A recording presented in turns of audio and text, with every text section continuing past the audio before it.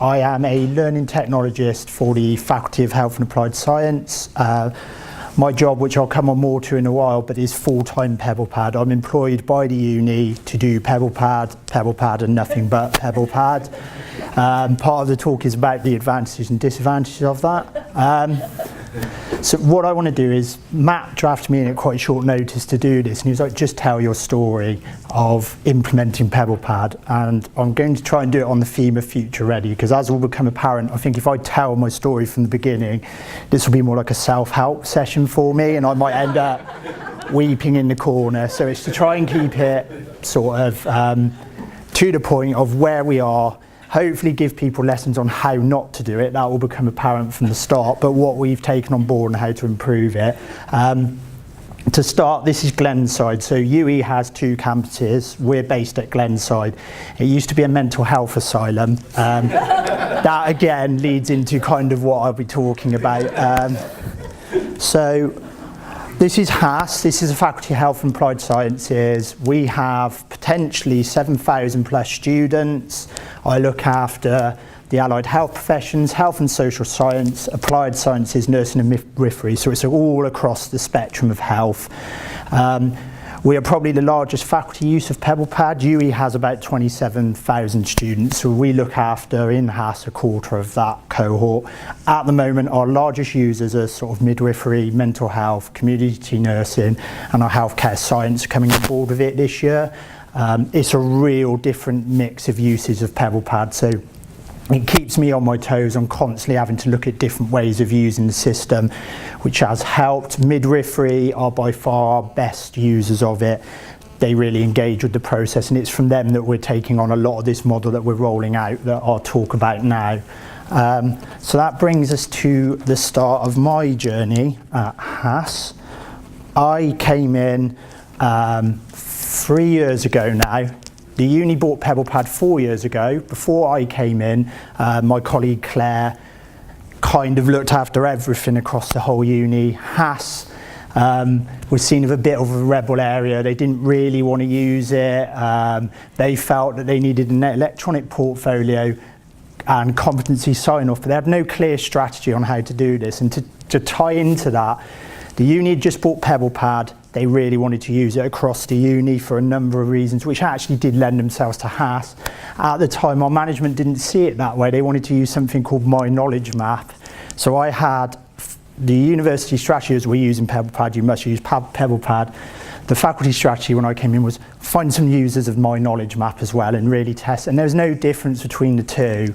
So my sort of first few months at UE were wandering around like that. And I have no idea what any of you want. Where do you want me to go with this? What are we doing?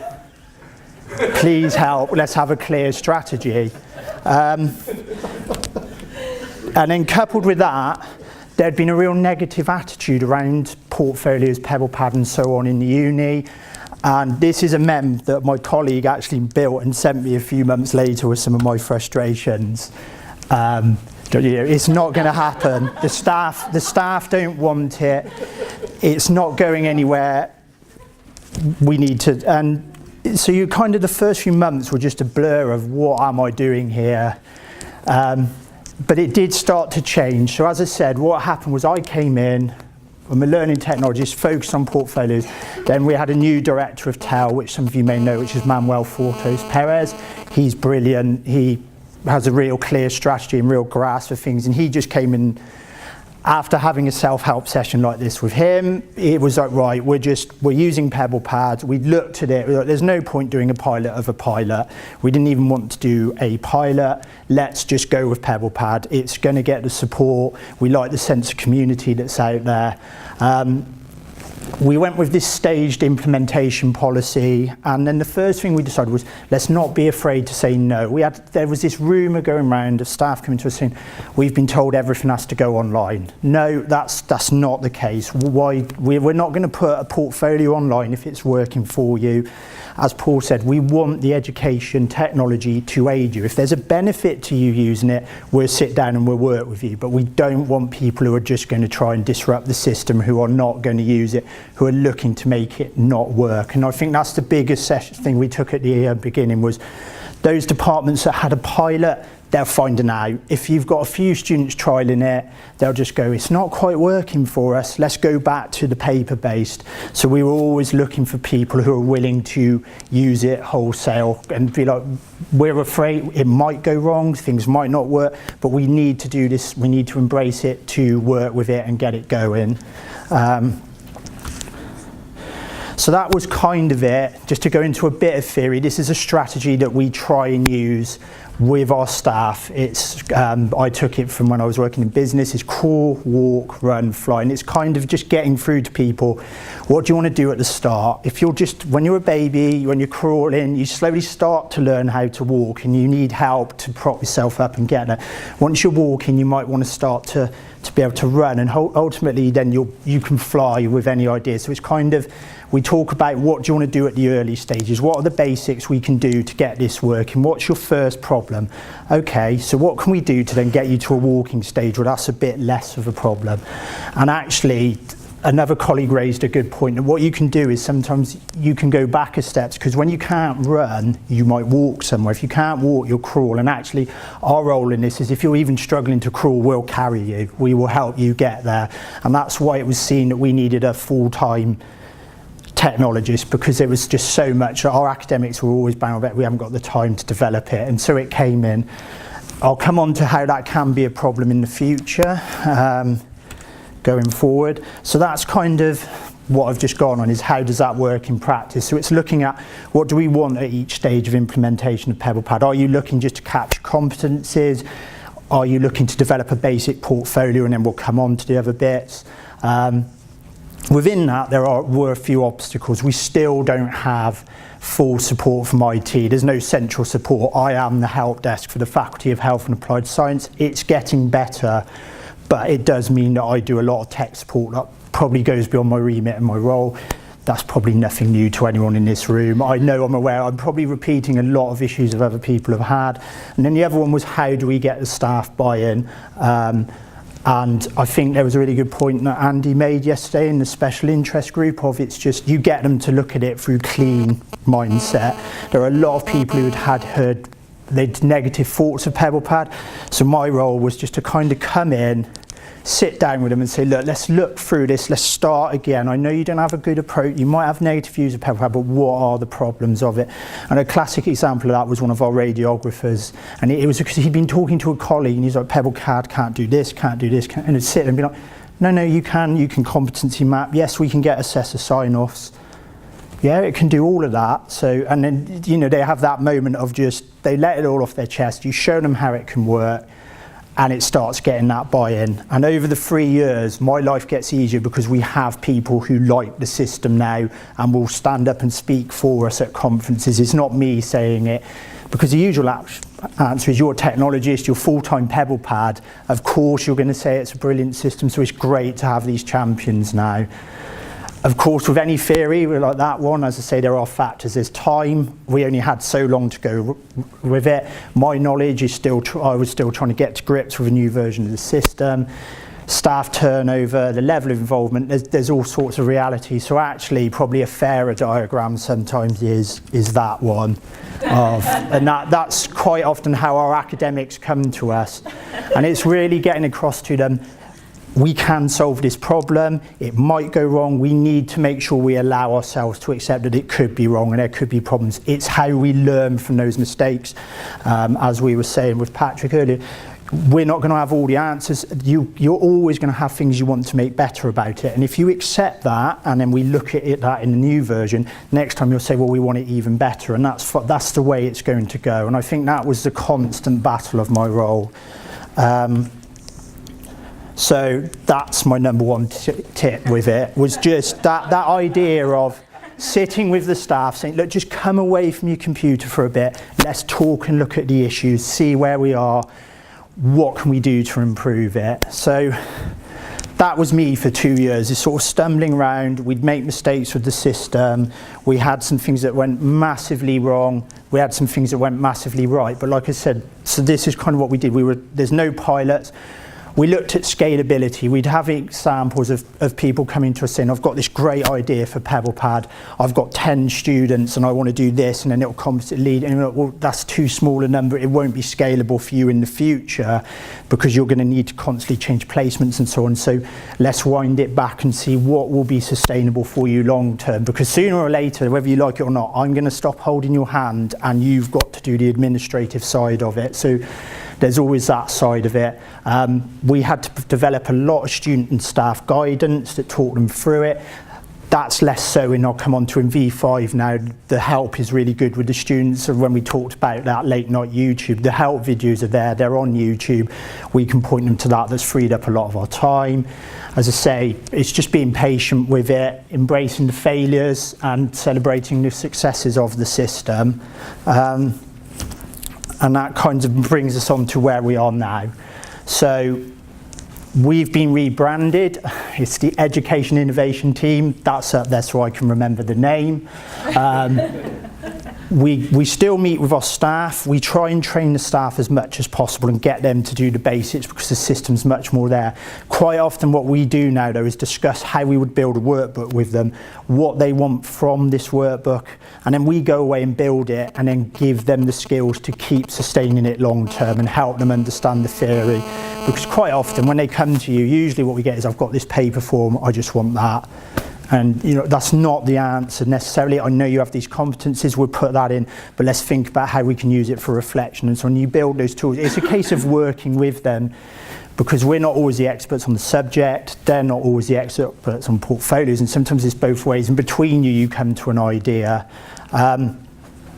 We've used version 5 as a real good chance to rebrand our PebblePad. And although I said we haven't built lots of support materials, I just want to show you one video we've been doing as a team. It's just show you a bit. What's staying, what's changing, and why should you care? The Education Innovation Team at HAS is an academic support team that works in partnership with students, staff and external stakeholders undertaking learning and teaching activity. We work solely in the Faculty of Health and Applied Sciences. I won't show much more because of time constraint, but what it does is it goes through, we've used the rebranding as a chance to introduce new staff and revisit old stuff. What it does is, that was Gizzy, my colleague, I helped write this and it's part of upskilling the team. We're all looking at different software things. 2 years ago, there's no way they'd have let me out of the office for 3 days to look after, because there's no one to look after PebblePad. Now we're sort of training each other to cover the work and develop that, and that's part of it. And also because Gizzy's got a better sounding voice than me, it's quite hard to instill reassurance in staff with a West Country accent, I promise you. But what the video does is it just gives them a real overview of, this is what's coming in PebblePad, this is what's changing. It's just trying to give them a warning, and it goes out to the students as well, and that's been really popular that we sent that out before our switch over. Just switch back. So it's kind of, we're trying to skill our team and staff, and a lot of what we've done is embracing things that the students have developed for us. I remember the one session was really awkwardly, I was in a midwife session talking to them about how they could use it, and a student behind them said, how do we set up a collaborative blog like our other students? I'm not, sorry, what? Just that moment where you're like, I don't know, and I had to go away and figure it out. I actually sat with those students, and it's the one thing I like about my role is it's very student facing, and we learn that. We've got lots of ideas from our students, we involve them in the design process, and we pick up, and it helps the staff as well, is trying to get those ideas of how the students use it and run with it. And our midwives do exactly what Tracy was saying earlier. If you're going to do a portfolio-based system, use it yourselves. In their talks, they will show them how they use the portfolio and how to develop a professional portfolio, get them reflective practitioners. And that's all the process that we've sort of gone through, is taking that and trying to have a uniform approach to the system with these basic tips and making it slightly different where it needs to be. So what I wanted to do is just show how that's fed into a couple of our new builds.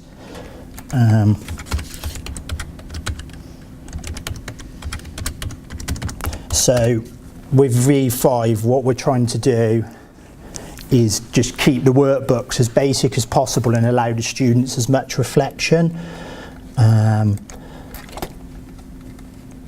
So I will quickly show you when our PebblePad loads. So this is for healthcare science. It's a really big module. I just open that one. They have a load of competencies. Why I did that? Let's just go back.